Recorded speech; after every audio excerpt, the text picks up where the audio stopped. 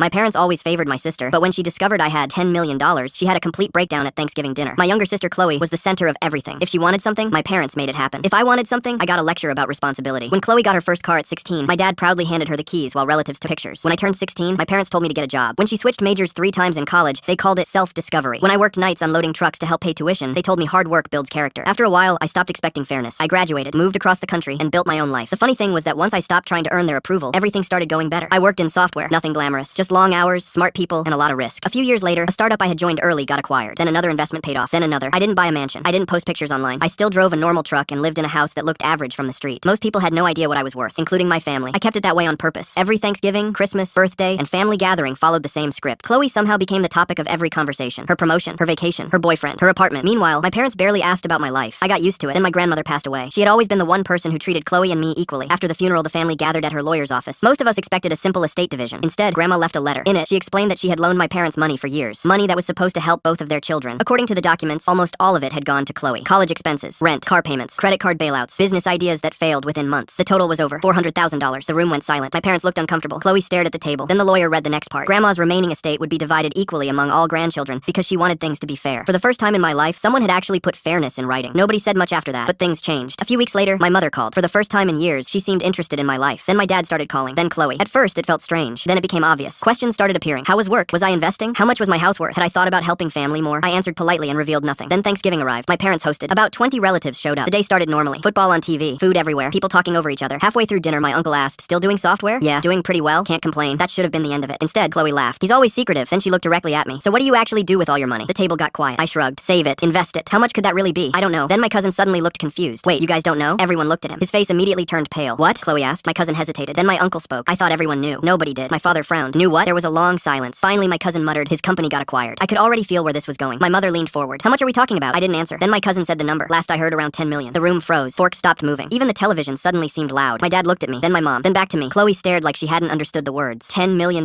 Nobody spoke. The color drained from her face. Then came the questions. Was it true? When did it happen? Why didn't I tell anyone? Could I retire? The entire dinner turned into an interrogation. For years, nobody cared about my life. Now suddenly everyone wanted details. Then Chloe snapped. She shoved her chair back and pointed at me. "You just sat there pretending to be normal?" I almost laughed, as if money changed that. She started talking about family, opportunities, and how unfair life was. Then she started crying. A full breakdown right there at Thanksgiving dinner. My parents rushed to comfort her, same as always. Then my aunt asked the question nobody else wanted to ask. "Why are you upset?" The room went silent, because nobody had a good answer. I stood up, thanked everyone for dinner, grabbed my coat, and left. The next few months were interesting. Requests started arriving. Loans, investment opportunities, business partnerships, emergency situations. I declined every single one, politely. 6 months later, my parents called asking for financial help again. This time I sent them copies of Grandma's estate documents highlighting every dollar already spent on Chloe. No message, no argument, just the documents. They never asked again.